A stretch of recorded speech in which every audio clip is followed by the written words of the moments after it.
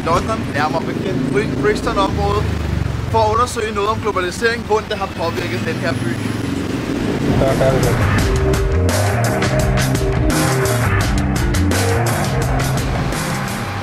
Vi står her foran Peters Barbershop, som ligger her midt i Brixton. Herinde der arbejder en lokal, som vi har fået lov til at stille nogle spørgsmål, så vi går ind og hører, hvad han har at sige. Vi sidder nu i Peters Barbershop her, og det er Peter, som vi skal snakke med, som ejer den her shop. Han er græker, og han vil besvare vores spørgsmål lige om et kort øjeblik. Is it different from other neighbors, Brixton? No, Brixton is alright. I've been here 48.5 years. Okay, yeah. I'm in Brixton since I come to this country. So you know it very well here? Yeah, I know, I really enjoy it. Yeah. What do you like the most here about the people? Well, you know, the people is how you approach people. Yeah. You know how you describe people. You know, if you are good to the people, they are good to you. Yeah. If you're looking for trouble, then you get trouble. Yeah. Is there a lot of trouble in Brixton? Well, it has been, Yeah. but not. I never had any problem myself. Okay. Okay. What do you don't like in Brixton then? It's nothing like that. I don't like it. I've Okay. been working. Is there anything you don't I've like? been working 48.5 years. Globalization. You know that word? Where everything changes and you get iPad, electronics. No, I haven't got a clue about this. Yeah. These things, you know. Yeah. What languages do you speak? Greek. Languages do you meet here in Brixton? You meet different or? Well, I meet here all kind of people. Okay. I mean, this is an established shop here, you know. Yeah. Anything specific? Many different? Many different nationalities, different cultures. Yeah. We have a lot of customers from Portugal, from South America. So they bring anything to here? They learn something or? Oh no.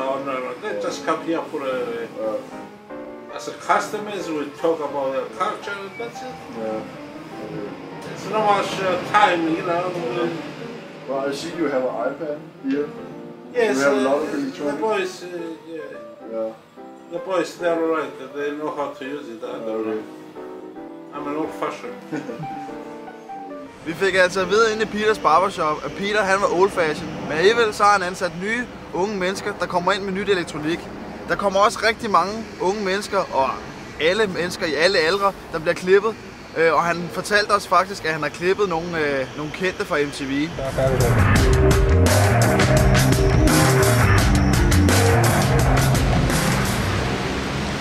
Jeg vil nu gå ind på det offentlige bibliotek her i Brixton for at høre omkring, om de ved noget om globalisering. Eller noget andet god information.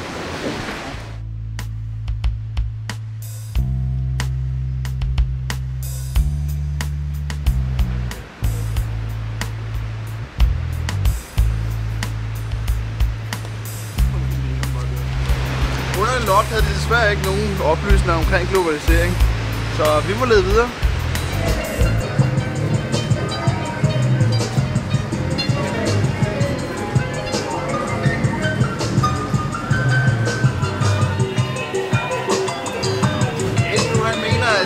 At globaliseringen har haft en kæmpe effekt her på Brixton.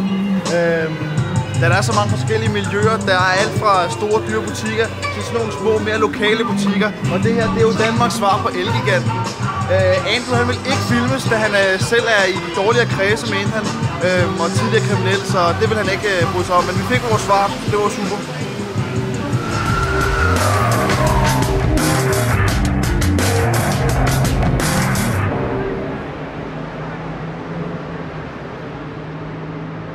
Jeg har lige snakket med Andrews veninde. Hun hedder Diana. Hun arbejder nede på det lokale marked hernede. Hun vil gerne besvare nogle af vores spørgsmål, så lad os lige gå ned og kigge og høre, hvad hun vil fortælle. Very, very busy in the evenings. Clubs, restaurants, loads of restaurants. Fun place really. It needs a good car park, that's about all. What do you like the most about Brixton?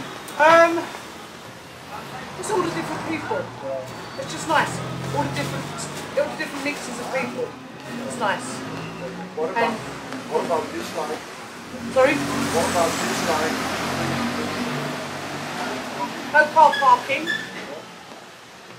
And not enough diversity of shops. Okay. Not enough diversity of shops. No. Plenty of food shops, but not shopping shops, like for people who want to shop. Clothes shops, things like that. Not enough of that and no parking.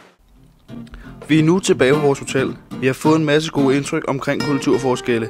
Selvom der ligger gamle slidte butikker, benytter sig stadig af højteknologiske ting i form af iPad og computere. På biblioteket benytter de sig også af computer, hvor de førhen brugte kartotekskort. Det sparer dem en del tid. Fastfoodkæderne dukker også op på hvert eneste gadehjørne.